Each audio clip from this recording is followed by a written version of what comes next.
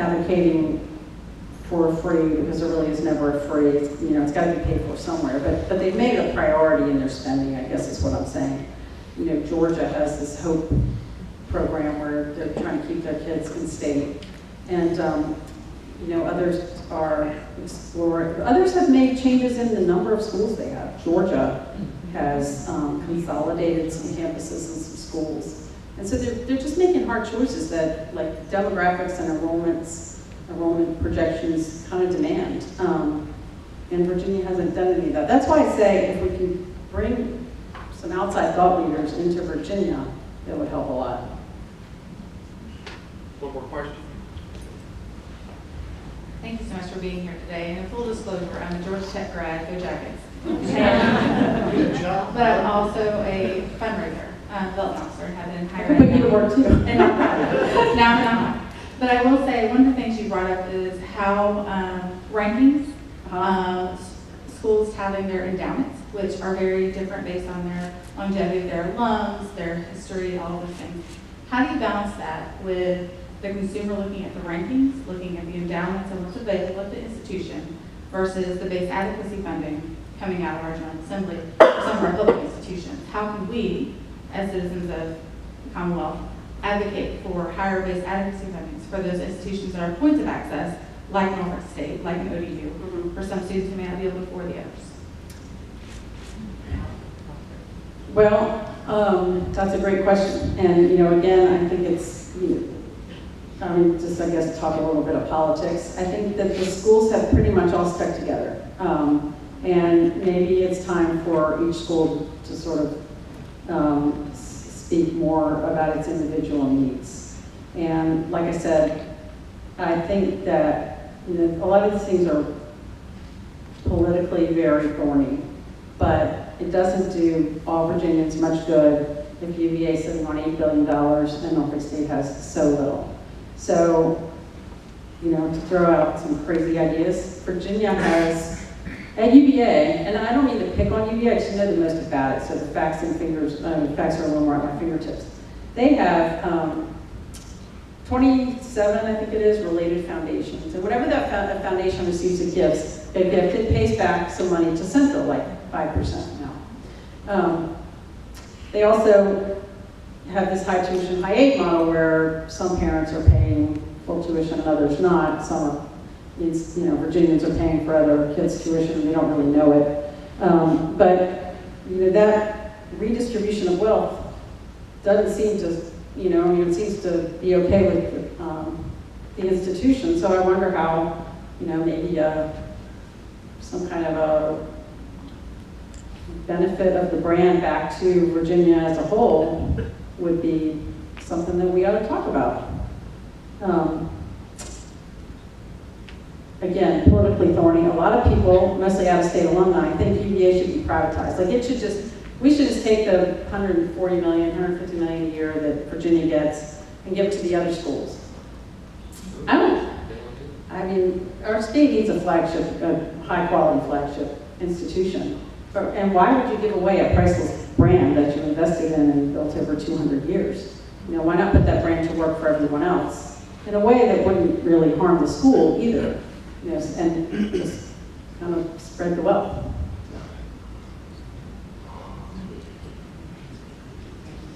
You're welcome.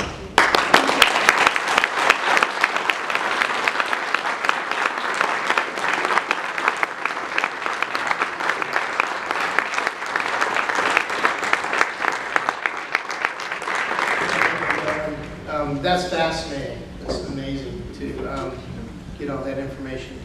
I just want to thank the board one more time. Thank all of our sponsors. I've been associated with the forum for now 11 years.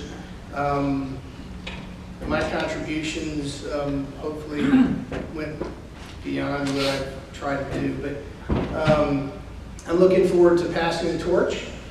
And I'd like to introduce 2017-2018 President of the Virginia Beach Forum, Brian Plummer.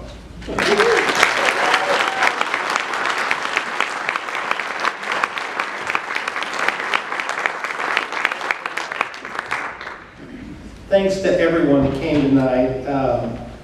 board members, maybe some new attendees to the Virginia Beach Forum. The Forum is a wonderful place for people to express views. We've had a couple of speakers recently that had some controversy. Helen is no exception. But Helen, I think you learned, is brilliant.